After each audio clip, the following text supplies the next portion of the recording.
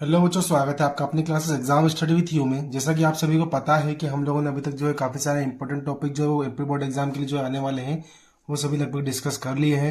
ठीक है, हम आने वाली क्लासेस जो है वो आप लोगों के लिए very very most important question लाने वाले हैं, तो आप बिल्कुल भी एक ही क्लास मिस मत कीजिएगा। ठीक है, हम लोग हमारी पूरी कोशिश रहेगी जितना भी बोर्ड एग्जाम में क्वेश्चन जो है बोर्ड एग्जाम वाला कवर करने वाला है, जितने भी क्वेश्चन आपको देने वाला है उन सभी को हम लोग आपके समक्ष करेंगे। ठीक है, तो आप लोग बिल्कुल लास्ट तक हर एक क्लास में बने रहें। ठीक है, बिल्कुल सपोर्ट कीजिएगा। ठीक है, लिंक को जो है क्लास के लिंक को ज़्यादा ज़्यादा शेयर कीजिएगा। चैनल को सब्सक्राइब अगर नहीं किया हो तो चैनल को सब्सक्राइब अवश्य कर लीजिएगा। ठीक है, और हाँ, खासतौर पर अपने फ्रेंड्स को जरूर रिकमेंड कीजिएगा वीडियो क्लास, क्योंकि बहुत बार क्या होता है, ये कुछ कुछ बच्चे होते हैं ऐसे होता है जिनको पता नहीं होता है। ठीक है, तो बिल्कुल ये जो क्लास है उन बच्चों तक जरूर पहुंचाइएगा जिन बच्चों तक इनको आवश्यकता है इस चीज़ की। ठीक है, जिन बच्चे बिल्कुल जो उनको स्कूल में पढ़ाई का स्तर नहीं मिल पाता उनको, तो बिल्कुल उनकी हेल्प कीजिएगा। ठीक है, आज का हमारा पहला क्वेश्चन देखते हैं हम लोग क्या बोल रहा है कि प्रगतिवादी काव्य की दो विशेषताएं लिखिए। ठीक है, हम लोग देखते हैं लगभग प्रगतिवादी और प्रयोगवादी संबंधित क्वेश्चन बोर्ड एग्जाम हमेशा लगभग 100% पूछे ही जाते हैं। ठीक है, तो आज हम लोग कोशिश करेंगे जो very very most important question है जो लगभग सभी बार बोर्ड एग्जाम में क्वेश्चन पूछे गए, आज हम उन्हीं क्वेश्चन को आप लोगों के समक्ष जो डिस्कस करने वाले हैं। ठीक है ना, तो आज का हमारा पहला क्वेश्चन क्या है कि प्रगतिवादी कवियों की कोई दो विशेषता लिखिए। तो क्या बोल रहा है पहला कि प्रगतिवादी कवियों की विशेषता यह है कि मजदूरों के शोषण के प्रति विद्रोह के स्वर थे, मतलब मजदूरों के ऊपर जो यह अत्याचार किया जा रहा था, मतलब यह जो उनको भी ये मान लो कि उनकी भावनाओं को जो उनके ऊपर ठेस पहुंचाई जा रही थी उसके प्रति क्या किया गया था, आवाज उठाई गई थी। क्या बोल रहा है कि मार्क्सवादी विचारधारा का प्रभाव स्पष्ट रूप से परिलक्षित है, किसमें, प्रयोगवादी में मार्क्सवादी विचारधारा का प्रभाव स्पष्ट रूप से देखने को मिलता है। अगला क्वेश्चन देखते हैं, अगला क्वेश्चन क्या कह रहा है हम लोगों का। अगला क्वेश्चन हम लोगों का कह रहा है कि अस्थिर सुख पर दुख की छाया, पंक्ति में सुख दुख की छाया किसे कहा गया है। तो अस्थिर सुख पर दुख की छाया, पंक्ति में कवि ने दुख की छाया मानव जीवन में आने वाले कष्टों बाधाओं को कहा है। मतलब मनुष्य के जीवन में दुख ऐसे होते हैं कि मानो जब दुख आता है तब कुछ समय के लिए सुख चला जाता है और कुछ समय के लिए सुख आता है तो कुछ समय दुख चला जाता है। ठीक है, मतलब जीवन में पड़ाव आता जाता रहता है, मतलब उतार चढ़ाव चलते रहते हैं। प्रत्येक मनुष्य के जीवन में ऐसे उतार चढ़ाव चलते रहते हैं, कोई उसमें वो नहीं है, संदेह वाली बात नहीं है। ठीक है, कवि का ऐसा ऐसा विचार है कि संसार में सुखों का स्वभाव संचल होता है। मतलब सुख में व्यक्ति क्या है भैया, बिल्कुल अपनी मस्ती में मस्त रहता है, मगन रहता है ना। वे स्थायी नहीं होते और न ही स्थिर रहते हैं, मतलब सुख कुछ समय के लिए होता है, वो हमेशा के लिए भी नहीं रहता है। सुख और दुख जो होते हैं वो कुछ समय के लिए क्षणिक होते हैं, मतलब कुछ पल के लिए होते हैं, कुछ क्षण के लिए होते हैं, है ना। वैसे हम लोग देखते हैं क्या है कि उनके साथ साथ दुखों की छाया सदैव बनी रहती है। मतलब सुख जैसे ही आता है हमारे जीवन में वैसे ही दुख तैयारी कर लेता आने के लिए, है ना। मतलब सुखों के ऊपर किसकी छाया होती है, दुखों की छाया होती है ना। दूसरे संदर्भ में कवि निराला ने दुख की छाया क्रांति पोषित विनाश की आशंका को कहा है। ये क्रांति का बिगुल बजते ही पूंजीपति धनवान भयग्रस्त होकर कांपने लगते हैं। मतलब जैसे भी मान लो कोई संकट दिखता है किसी बड़े बड़े उद्योगपति को जिनके पास अधिक मात्रा में पैसा होता है, धन होता है, संपदा होती है, ठीक है, उनको जैसे समस्या आती हुई निकट आती हुई प्रतीत होती है, दिखती है, तो भैया उनको क्या लगता है इससे उनके सिर में कोई काल आ गया है, मतलब कोई यमराज उनके सिर में बैठा हो जैसे कि उन्हें अपनी समस्त वैभव संपदा छीन जाने का डर सताने लगता है। उन्हें इस बात का मान होने हो जाता है कि उनका धन वैभव अस्थिर है, मतलब कुछ समय के लिए। भैया हमेशा विद्वान कहते हैं, बड़े बड़े ऋषि मुनि कहते हैं कि आपके साथ जीवन में साथ कुछ नहीं जाना है, आपके कर्मकांड जो आपके साथ जाने हैं, धन संपदा आपकी यहीं कहीं रखी रहने जानी है, दरी की दरी रह जानी है। पर क्रांति रूपी छाया सदैव मंडराती दिखाई देती है, किसको, धनवान व्यक्ति को। ठीक है, अगला क्वेश्चन देखते हैं हम लोग। अगला क्वेश्चन क्या बोला हम लोगों का कि नाटक के तत्व लिखेगा। नाटक के तत्व कौन कौन से होते हैं। तो नाटक के तत्व निम्नलिखित है। पहला होती है कथा वस्तु, जिसके ऊपर नाटक बनने वाला है उसको क्या बोलते हैं हम लोग, कथा वस्तु बोलते हैं। सेकंड है संवाद, संवाद मतलब मान लो कोई करने वाला तो होना चाहिए ना उसमें। तीसरा है पात्र एवं चरित्र चित्रण। पात्र वो होता है जो रोल प्ले करता है, मतलब किसी भी चीज को निभाता है। ठीक है, भाषा शैली उस समय की काल श्रेणी की, मतलब भाषा कैसी थी। हम लोग जीवन परिचय पढ़ते हैं, कवि परिचय पढ़ते हैं, लेखक परिचय पढ़ते हैं, तो उसमें प्रत्येक में अलग अलग भाषा शैली आती है, काव्य शैली आती है। ठीक है, तो इसे हर हर नाटक की क्या होती है, भाषा शैली अलग अलग भिन्न भिन्न होती है। ठीक है, अभिनेता। ठीक है, पांचवा छठा क्या बोल रहा है, उद्देश्य, मतलब किसी न किसी नाटक का हर एक मान लो घटना का हर एक नाटक का हर एक तत्व का हर एक कथा का अपना क्या होता है, एक उद्देश्य होता है जिसके लिए वो बनी होती है ना। अगला क्वेश्चन देखते हैं, क्वेश्चन नंबर 4 क्या बोल रहा है हम लोगों का कि संस्मरण और रेखा चित्र में कुछ दो अंतर लिखिए। वेरी वेरी इंपॉर्टेंट क्वेश्चन आप लोगों के लिए। क्या बोल रहा है कि संस्मरण और रेखा चित्र में अंतर हम लोगों को देखना है। ठीक है, तो क्या कह रहा है देखिएगा, संस्मरण और रेखा चित्र में अंतर इस प्रकार है, देखते हैं हम लोग। देखिए क्या कह रहा है, संस्मरण किसी विशेष घटना से जुड़ा होता है। विशेष मतलब मान लो कोई इंपॉर्टेंट फैक्ट। ठीक है, ये मान लो कोई महत्वपूर्ण बातें होगी, महत्वपूर्ण घटना घटी होगी, उससे संस्मरण जुड़ा हुआ होता है। जबकि रेखा चित्र साधारण विषय पर आधारित होता है, नॉर्मल सब्जेक्ट पर आधारित होता है, उसको क्या बोलते हैं हम लोग, उसको रेखा चित्र कहते हैं। बाकी संस्मरण जो होता है वो महत्वपूर्ण तथ्यों पर आधारित होता है ना। संस्मरण में रचनाकार के वास्तविक अनुभवों का समावेश होता है। संस्मरण में क्या होता है कि जो रचनाकार होता है, मतलब रचना करने वाला, उसके वास्तविक मतलब उसने जो फील किया है, जो महसूस किया है, ठीक है, जो देखा है उसने, उसका अनुभव का समावेश वो डालता है किसमें, संस्मरण में।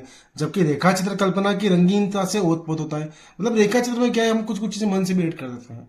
जैसे कि हमने माना को सोचा भैया हाँ बिल्कुल अच्छा चल रहा है, तो उसको हमने ऐड कर दिया, तो उसको क्या डालते हैं, रेखा चित्र बोलते हैं उसको हम लोग। ठीक है, अगला क्वेश्चन तक देखते हैं क्या बोल रहा है हम लोग का, कि लुट्टन पहलवान ने ऐसा क्यों कहा होगा कि मेरा गुरु कोई पहलवान नहीं यदि ढोल है। भैया क्या बोल रहा है लुट्टन पहलवान, कि मेरा मेरा लुट्टन पहलवान कहता है कि ने ऐसा कहा कि मेरा गुरु कोई पहलवान नहीं यही ढोल है। मतलब ठीक समझते इसका मतलब क्या बोल रहा है भैया, ये सुनिएगा, ध्यान दीजिएगा, थोड़ा सा अटपटा क्वेश्चन है, आप लोग कंफ्यूज जाओगे इसी चीज में। ठीक है, थोड़ा ढंग से पढ़िएगा आप लोग। क्या बोल रहा है कि लुट्टन पहलवान ढोल को ही अपना गुरु मानता था, इसी की आवाज से प्रताप से ही वह पहलवान बन गया। मतलब जैसे जैसे ढोल बजता था, जैसे जैसे मतलब उत्साह बढ़ता था, वैसे वैसे वो अपने जोश और जुनून के साथ कार्य करता था। ठीक है, श्यामनगर के दंगल में ढोल की ललकारती आवाज ने ही उसकी नसों में बिजली उत्पन्न कर दी, और उसने पंजाब के चांद सिंह पहलवान को पराजित किया था। जब उसके दो बेटे दरबार के भावी राजा पहलवान घोषित हो गए, तब जुट्टन स्वयं ढोल बजा बजा कर दोनों बेटों से कसरत कहता था कि ढोल की आवाज पर पूरा ध्यान देना। उसने अपने बेटों से कहा, दंगल में उतरकर सर्वप्रथम ढोलों को प्रणाम करना। उसकी प्रथम विजय ढोल की आवाज की प्रेरणा से हुई थी। इन्हीं कारणों से लुट्टन ढोल को अपना गुरु मानता था। ठीक है, आया समझ में। आगे बढ़ते हम लोग, आगे बोल रहे हैं हम लोगों का, देखिए क्वेश्चन ध्यान से पढ़िएगा, थोड़ा समझिएगा, है ना। अगला क्वेश्चन क्वेश्चन नंबर 6 हम लोगों का, कि कहानी में भाषा शैली का क्या महत्व होता है। कहानी में मुख्य स्थान होता है, भाषा शैली का कहानी में मुख्य स्थान होता है। ठीक है, भाषा जितनी सरल होगी, ठीक है, प्रांजल्य बोधगम्य एवं पात्रानुकूल होती, पात्रानुकूल जो कैरेक्टर निभा रहे उनके अनुकूल अगर भाषा हुई तो वो भाषा हमारी जन सामान्य तक पहुंचेगी। ठीक है, भाषा अगर आपके जन सामान्य तक पहुंच गई, मतलब प्रत्येक व्यक्ति ने आपकी भाषा को, आपकी लैंग्वेज को एक्सेप्ट अगर कर लिया, तो सीधी सी बात भैया, आप कोई भी कार्य कर रहे हो, आपका कार्य बढ़ना ही है, कभी आपका कार्य रुकना नहीं है। ठीक है, कहानी भी उतनी प्रभावशाली होती है, सही बात है भैया, जितना अधिक पात्र अगर अच्छा होगा उतनी ही अधिक कहानी बढ़ेगी, बढ़ोगी। बढ़ते अगला क्वेश्चन के ऊपर हमारे, अगला क्वेश्चन क्या कह रहा है हम लोगों का, अगला क्वेश्चन कह रहा है हम लोगों का, ध्वनि और नाटक में क्या अंतर होता है। वेरी गुड, क्या बढ़िया क्वेश्चन आया, सुनिएगा, समझिएगा, ध्यान दीजिएगा। क्या कह रहा है कि ध्वनि और नाटक में क्या महत्व होता है, तो ध्वनि और प्रकाश चरित्र चित्रण करने तथा संवेदनात्मक भावना उत्पन्न करने के कारागर होता है। अरे वाह, क्या बात बोली भैया। ध्वनि और प्रकाश जो है वो क्या करती है, चरित्र चित्रण, मतलब मान लो किसी के चरित्र का निर्माण करने के लिए संवेदनात्मक भावना उत्पन्न करने में कारागर होती है। मतलब किसी भी कार्य को आप कर रहे हो, ठीक है, उसमें अगर मान लो हम लोगों ने कोई ध्वनि या कोई कारण ऐड कर दिया, तो आप उस कारण को भैया करोगे, उत्साहित महसूस करोगे। ठीक है, मान लो आप डांस कर रहे हो, आप बिना अगर साउंड का डांस कर रहे हो, और उसमें अगर हमने साउंड अगर ऐड कर दिया, ठीक है, ध्वनि ऐड कर दी कोई ना कोई, तो आप बिल्कुल उसी के बीट पर डांस करोगे, है ना। तो इसे क्या बोल रहे हैं कि हर एक किसी भी कार्य को करने के पीछे एक मकसद होता है, एक मतलब मान लो हम लोगों का यार उद्देश्य होता है, तब जाके हम उस कार्य को कर पाते हैं। ठीक है, अगला क्वेश्चन क्या बोल रहा है हम लोग का, विपरीतार्थक शब्द युग्म क्या होते हैं, उदाहरण सहित लिखिए। अरे वाह, अपोजिट शब्द। ठीक है, विपरीतार्थक शब्द में युग्म, जब किसी शब्द में विलोम अथवा विपरीत अर्थ के शब्दों का प्रयोग किया जाता है। विलोम या अपोजिट, विलोम मतलब भी अपोजिट होता है, विपरीतार्थक मतलब भी अपोजिट होता है, दोनों का मतलब अपोजिट मतलब उल्टा। ठीक है, देखिएगा, युग्म को विपरीतार्थक शब्द युग्म कहते हैं। उदाहरण, जीवन का मरण होता है, उल्टा अपोजिट। आकाश का पाताल, ठीक है, सुबह का शाम। उसके बाद क्या बोल रहा है, हानि का लाभ, इधर का उधर, ऊपर का नीचे, दिन का रात, थोड़ा का बहुत, लेना का देना, अमीर का गरीब, उठना का बैठना। ठीक है, इसी प्रकार के बहुत सारे होते हैं अपोजिट वर्ड, आप लोग आराम से पता है अच्छे से, आप लोग लगभग 12-10 क्लास में अगर आप लोग हो तो अपोजिट वर्ड तो आपको लगभग आते ही होंगे। ठीक है, आगे बढ़ते हैं हम लोग, क्वेश्चन नंबर 9 देखते हैं हम लोग क्या बोल रहे हैं हम लोग, अर्थ के आधार पर वाक्य कितने प्रकार के होते हैं। अरे वाह, अर्थ के आधार पर वाक्य कुल 8 प्रकार के होते हैं। कितने प्रकार के होते हैं, 8 प्रकार के। जब मैंने लगभग 10th की एग्जाम दी थी ना, उस समय एक ऑब्जेक्टिव आया था कि अर्थ के आधार पर वाक्य कितने प्रकार के होते हैं।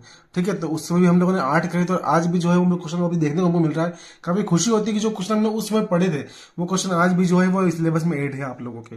ठीक है, तो ये क्वेश्चन काफी लंबे समय से पूछते आ रहे हैं और आज भी वो क्वेश्चन हम लोग को देखने के लिए मिल रहे हैं। ठीक है ना, क्या कह रहा है, अर्थ के आधार पर वाक्य कुल 8 प्रकार के होते हैं। पहला क्या बोल रहा है, विधिवाचक वाक्य होता है। दूसरा होता है निषेधात्मक। ठीक है, तीसरा होता है आज्ञार्थक। चौथा होता है प्रश्नवाचक। पांचवा होता है विस्मयादि बोधक। छठा होता है इच्छाद बोधक। और सातवां होता है संदेह सूचक। तथा आठवां क्या होता है हमारा, संकेतार्थक होता है। संकेतार्थक मतलब क्या होता है, जो आपको संकेत देता है उसको हम क्या बोलते हैं, संकेतार्थक। ठीक है, अगला क्वेश्चन देखते हैं हम लोग। हमारा अगला क्वेश्चन क्या बोल रहा है, क्वेश्चन नंबर 10। ठीक है, ज्यादा क्वेश्चन नहीं है, लगभग हमने 12 या 13 क्वेश्चन हम लोगों के लिए है। ठीक है, क्वेश्चन नंबर 10 का बोल रहा है कि लक्ष्मण, हाँ, लक्षणा शब्द शक्ति की परिभाषा 100 उदाहरण लिखिए। उदाहरण सहित बोला भी हम लोगों ने, बिल्कुल उदाहरण सहित आपको देते हैं हम लोग।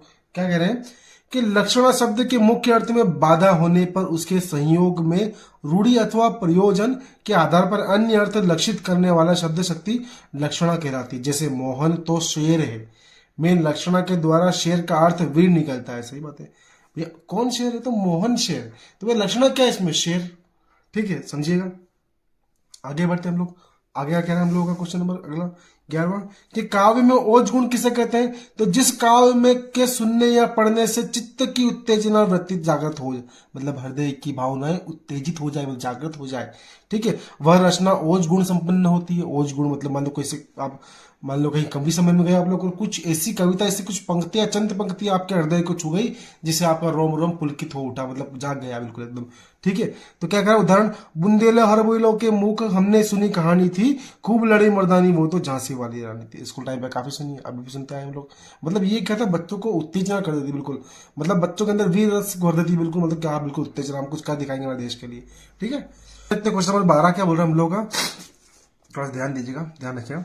डॉक्टर नागेंद्र ने बिंब को किन शब्दों में परिभाषित किया है। डॉक्टर नागेंद्र के अनुसार काव्य बिंब शब्दार्थ के माध्यम से कल्पना द्वारा निर्मित एक ऐसी मानस छवि है जिसमें मूल में भाव की प्रेरणा रहती है। मतलब मूल में क्या रहती है, भाव की प्रेरणा रहती है। ठीक है सर, आगे बढ़ते हैं, क्लास थोड़ी जल्दी खत्म करते हैं क्योंकि आप लंबी क्लास देखते नहीं हो, आपको शॉर्ट क्लास चाहिए। ठीक है, आगे बढ़ते हैं हम लोग।